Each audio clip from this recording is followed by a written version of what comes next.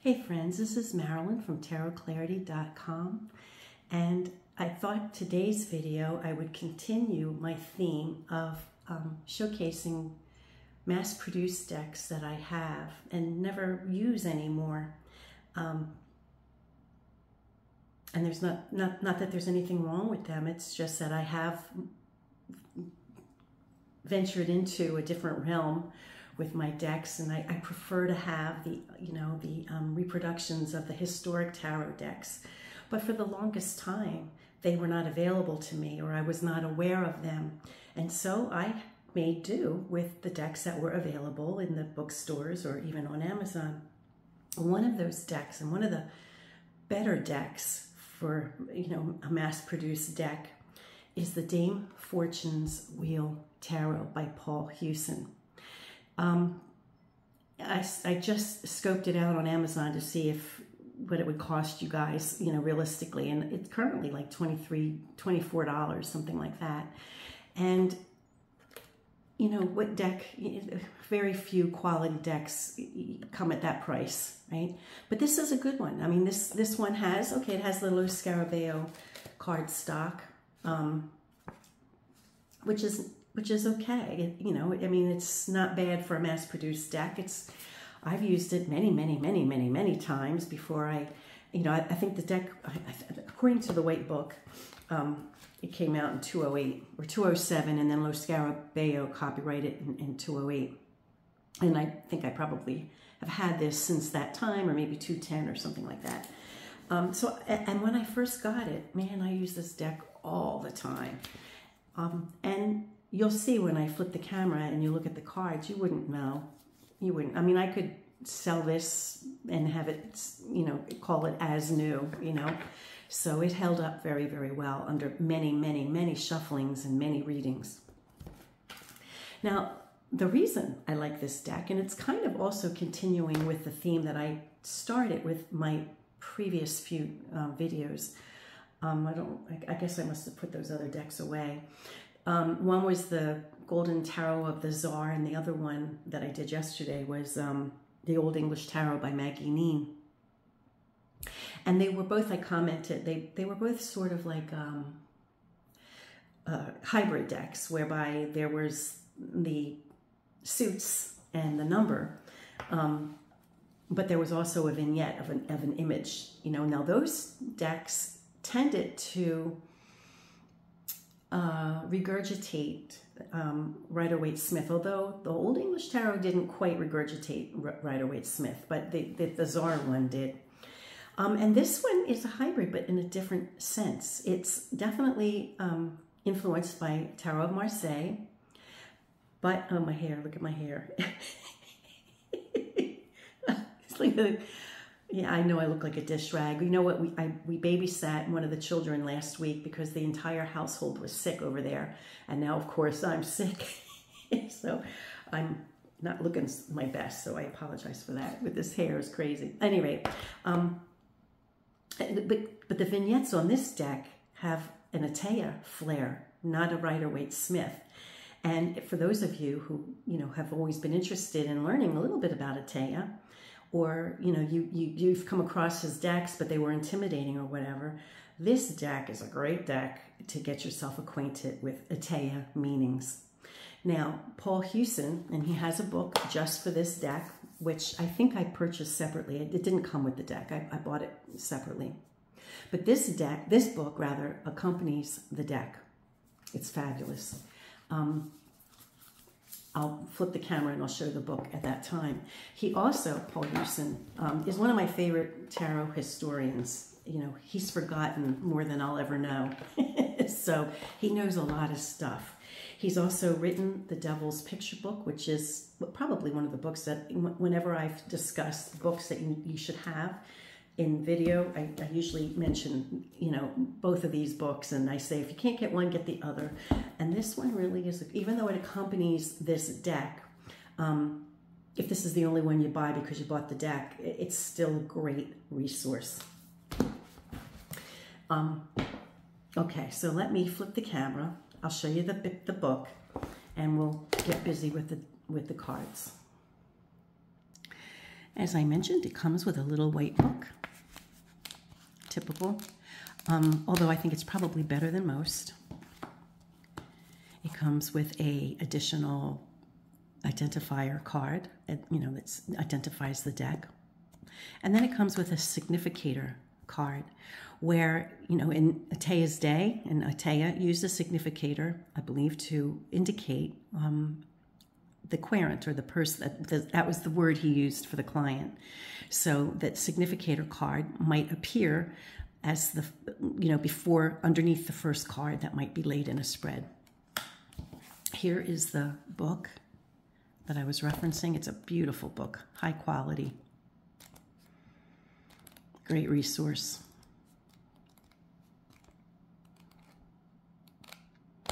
Okay.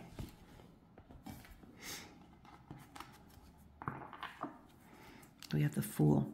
And one of the first things I do want to mention is that you'll see, and I'll point it out, that some of the cards, his images aren't random. He makes reference to historic decks. And the Estensi deck, or the Charles VI deck, which I recently showcased not too long ago, and I'll put the link down below. You should check it out. A lot of these cards, not a lot, but there's reference to that deck. The one thing I wanted to point out before, and I didn't, is I like even though it's in English, right? I like that we have the authentic names. We don't have the high priestess. We have the female pope, which is what she is. We have the pope, which is who he is. The concept of love rather than the lovers or the lover, right? And this is the concept of love. Now remember, in the earliest tarot decks and the Italian decks, they commissioned decks to commemorate marriages, right? Now, not all these marriages were really love matches. They were, advantageous for both parties to join rich, noble families together, right? Or influential and politically connected, families together. So the Lover's card, to me, from those decks, kind of addresses partnership, like you ride and die. You don't have to be madly in love with that individual, right? But that's your ride and die kind of individual. Like when push comes to shove, you have an alliance with this individual. And definitely the Lover card can indicate love between people. But I think more than that, it represents a bond, an intrinsic bond between individuals, or a contract. It depends on the context of the question. Okay, we have the Chariot. You'll notice that around the cards of the higher order, or the triumphant cards, we have it looks like a mustard color, brown border. Now here we have a card that very much resembles the Charles VI or the Estensi deck Justice card. Wait, right? If I pull it, and I won't do it for every card, but if I pull it, you'll see exactly what I'm talking about. And you see the reference to the scallop talo, which I think is a Florentine design feature. Let me go get the Charles VI. Now, I do want to stress that not every single card in this Dame Fortune's Wheel Tarot is based on the Estensi. There's only 16 or 17 extant cards in that deck. And so, Paul Huson had to get inspiration from many other decks. And several of the cards I already passed don't reference the Estensi or the Charles, otherwise known as the Charles VI either. But you can see it, an example, this card does. And you could see, that this card is the inspiration for this card. And also, so is the old one, or the Hermit. He's got his hourglass, there's reference to a pathway up a mountain. Now in the Charles VI and the Estensi deck, there's actually an opening that looks like a cave that suggests that it may have been the hermit's home. We don't see that in this deck, in this card.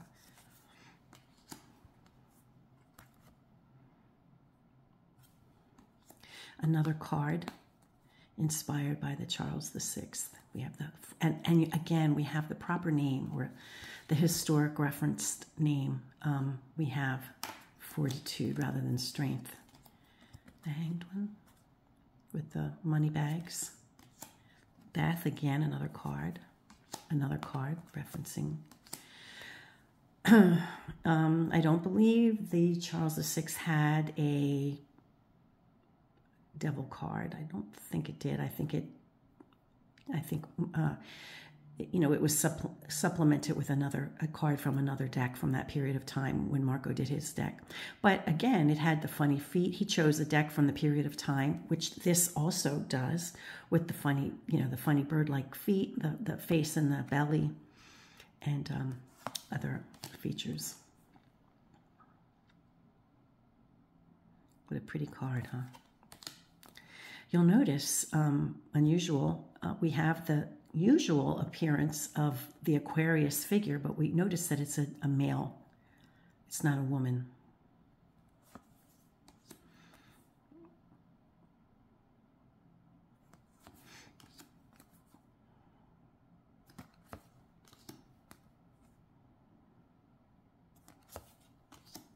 And I love this, and this again is a reference to Charles VI and the old Italian decks, where we don't have the mandala with the risen Christ. You know, we have an affluent town depicted inside a circle, you know, and it probably would have been the penultimate card rather than the final card, with the angel being the ultimate card, right?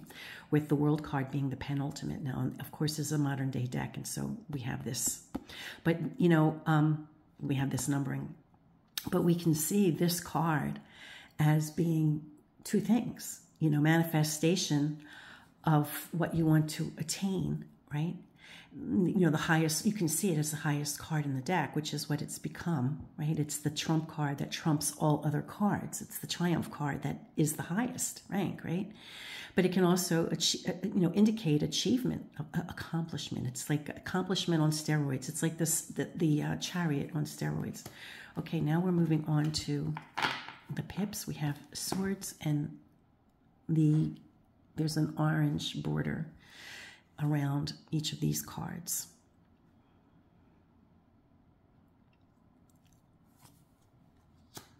So, you know, with the Two of Swords, you know, we have two individuals who maybe need, you know, the image that I get is that perhaps there's a confrontation, but it's a friendly confrontation, you know. They're greeting one another. Maybe they're going to have a little friendly sword fight or something like that. So they're not enemies. They're not enemies, but there is going to be some kind of event whereby one of them will try to win over the other. Now, the sadness of the Three of Swords that we see in Rider-Waite-Smith could very well have come from one of the meanings that Etteilla gave the card.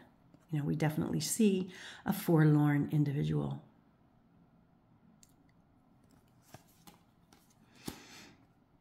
Again, you know, a sense of repose.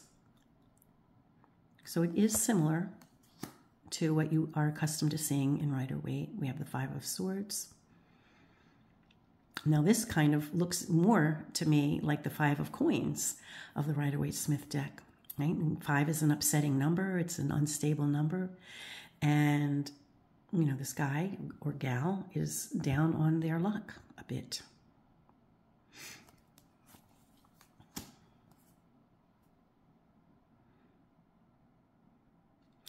You know, if you're waiting on a message or if you're waiting to hear from someone, this card could suggest, well, 6 being a perfect number, and the Six of Swords could represent communication. And then it jibes with the image of, you know, something coming to you, right? It could be information coming to you.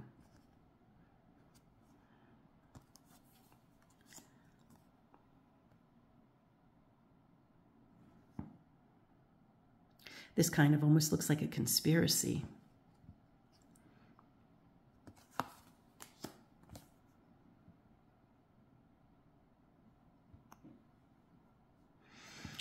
Here's a tired man, a tired king.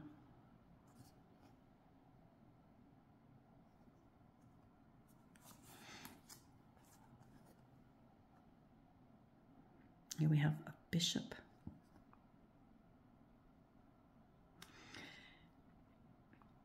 He's encased in his own world.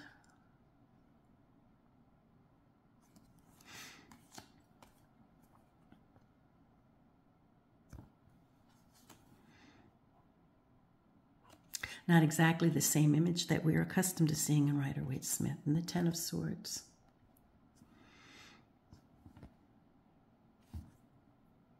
A certain amount of distress there. Okay, we have our court cards, the page or the knave, the knight, the queen.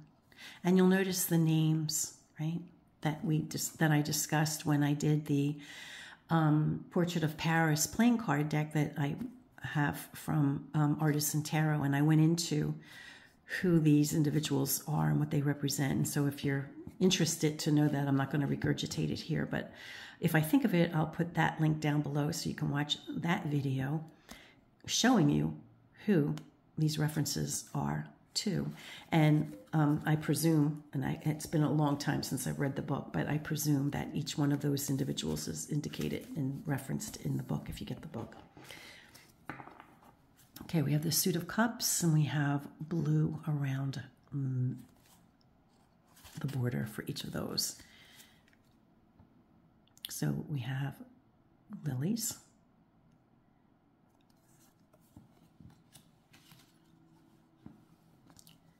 And, you know, in the Tarot of Marseille, we see this motif quite a bit, you know, with the snakes or the dragons or whatever they are, you know, going up a feature, you know. So we see this, but here we have, you know, an image of individuals. Again, you know, not quite the marriage card, but, you know, some kind of an agreement or understanding between two people.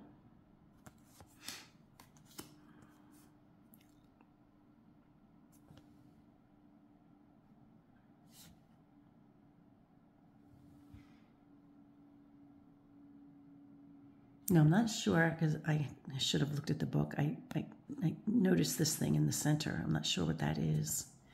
Let me go back and refresh my memory and look at the book. I'll be right back. So let me read it right from the book. A princess presents a crested helmet to a kneeling knight in recognition of his prowess, perhaps in fighting a dragon.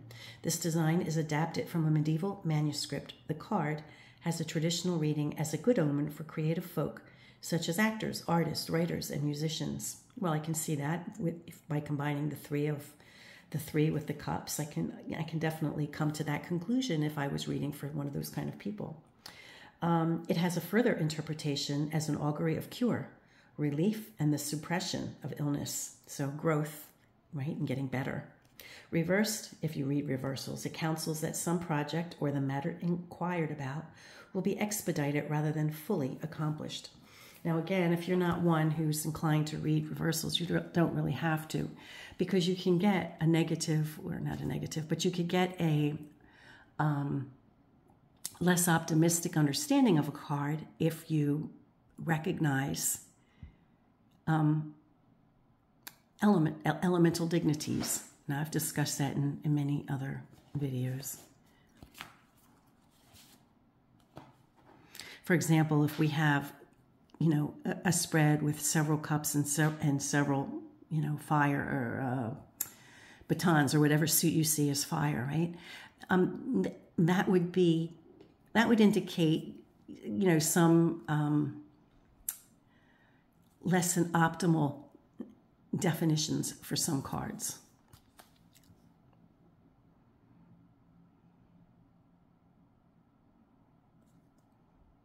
Kind of like boredom. Status quo.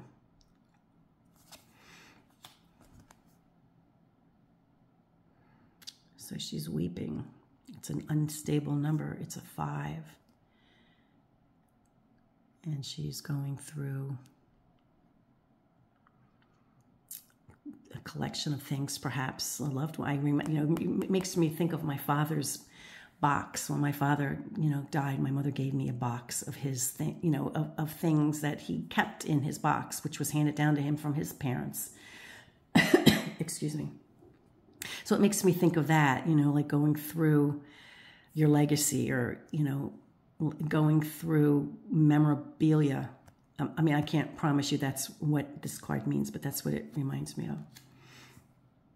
Six of Cups.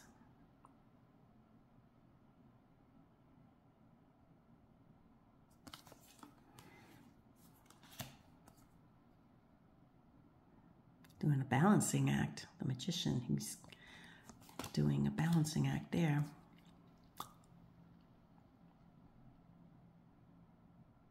So here, the Eight of Cups almost has a little bit of the flavor of the Six of Swords of a Rider-Waite-Smith deck. Maybe not the same exact meaning, but it's similar. Nine of Cups. And, the Knight is honoring his maiden, his fair lady. It looks like he's got more than one, huh?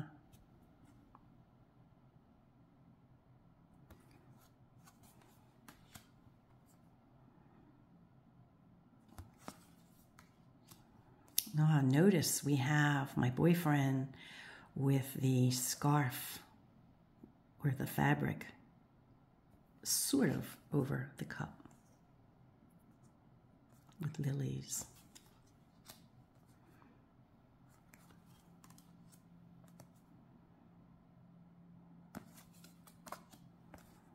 And now we have the batons with light blue, not the dark blue of the cups, but light blue.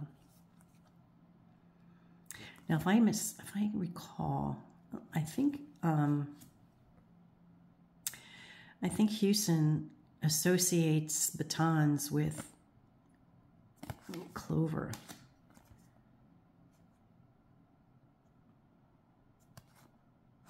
I guess I'm mistaken. We have the 4 batons we see, and we saw this, I think, in the marriage card of the Estensi deck. Let me take a look at that. See, he's used this card, or this image from the Estensi, which was for, I think, the lover. Let me look. Yes, we do. It's not exactly the same because we don't have Cupid up here. But this image is very similar to the card of the higher order for the lover. Now, if you recall, I'm using the Marco Benedetti Charles VI, but it's also known as the Estensi Tarot deck. So he used this image, which was portrayed the lover card. He didn't use it for portraying the lover card in this deck. He's used it for the 4 batons.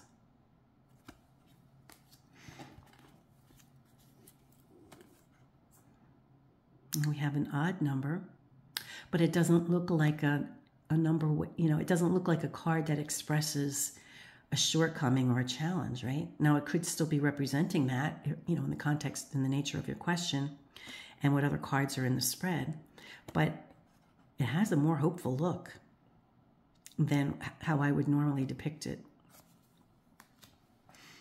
Some kind of message being, arriving, positive communication or cooperation with others.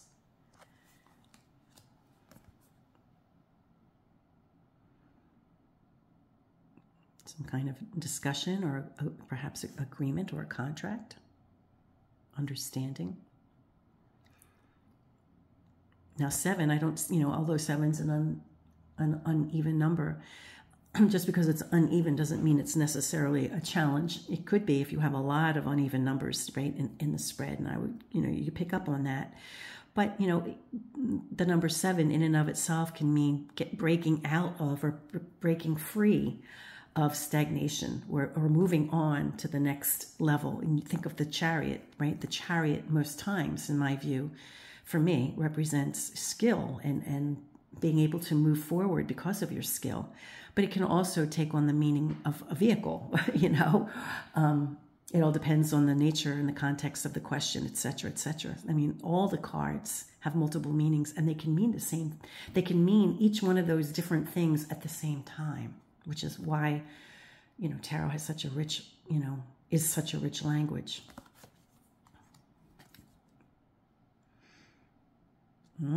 Two individuals taking off. And looks like daylight, but look at that.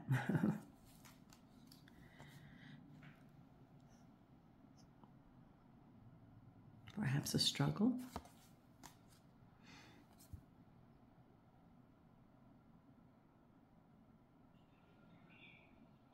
Being very protective. Guarded. You hear the cuckoo clock? The knave, the knight, and the queen and king. Okay, moving on to queen. Happily, it's not referenced as pentacles, and I forgot to mention fortitude, I'm sure, was number 11 and not number 8. I'm sure 8 was justice, yes. Okay. For you TDM fans, that's a big, important thing.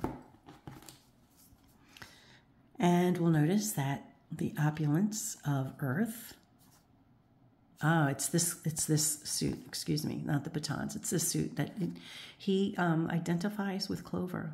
But, you know, if you see the verdant nature of the green as earth, and which I do, it doesn't detract from me using this as I see fit, you know, despite the clover and whatever. I don't think it's literally saying that coins are clover, but he does associate. And a lot of the coins in the old cards have flowers that look like clovers, you know. I have some coins from the period of time from the 14, 15, and 1600s, and they have clovers in them. You know, they're still coins. They still represent coins. Okay, so here's the Ace of Coins. 2. It's like, stop the presses. We have to change something.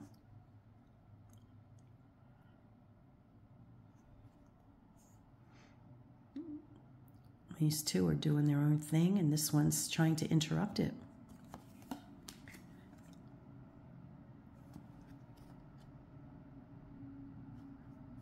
Heralding in some news.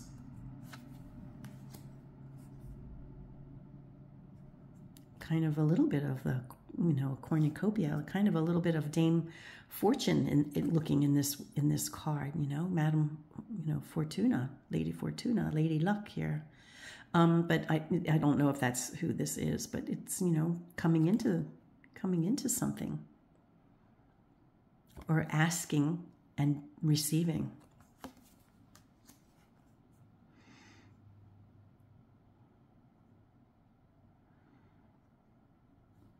Now, this doesn't give me the same feeling as a Rider-Waite-Smith 5 of Coins, where they're, you know, outside of a church and they're destitute. I mean, they may be destitute, but they're all about each other, right? So they aren't noticing, perhaps. You know, they're not noticing their misfortune. And if they do notice their misfortune, they just might be very supportive of one another, and they'll get through it. So it's kind of more of a hopeful card.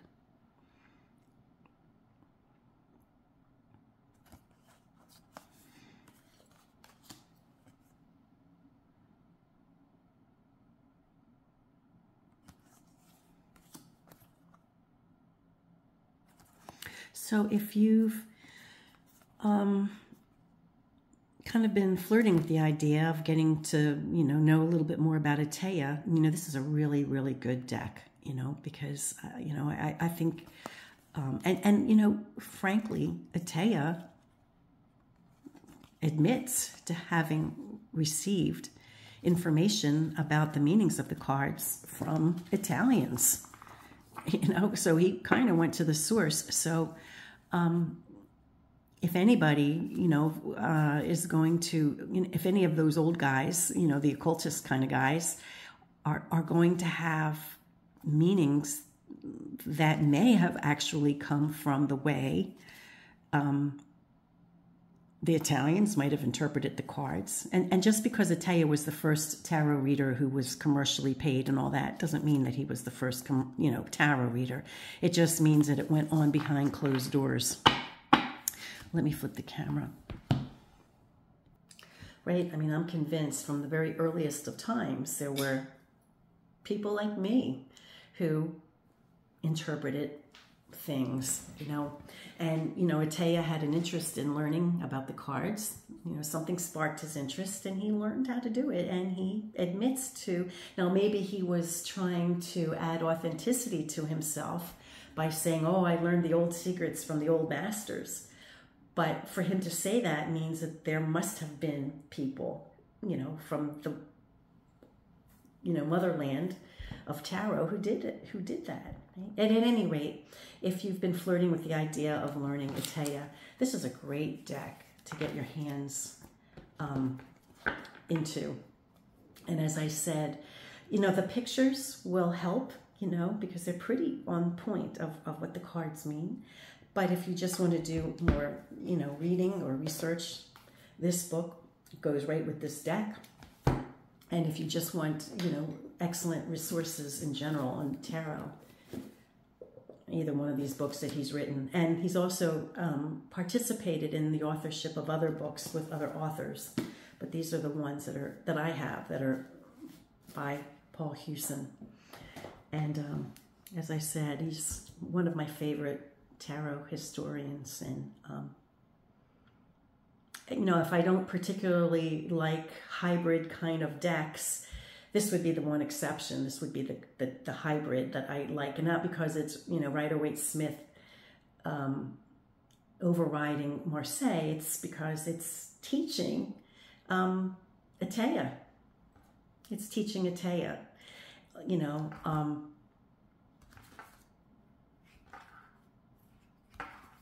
Yeah, that's why I like it.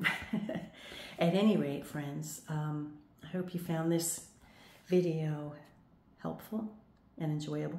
I want to take the opportunity, well, I'll do it in another video. I want to discuss how sometimes you pick one deck over another deck for doing a reading. Now, for example, the reading I did the other day with the Old English Tarot, which it was soft and buttery, let me go get it. I'll do it. Hold on. Right, so to remind you, and maybe you didn't see the video I did the other day, but it's a soft, buttery, lovely deck, delicate, right?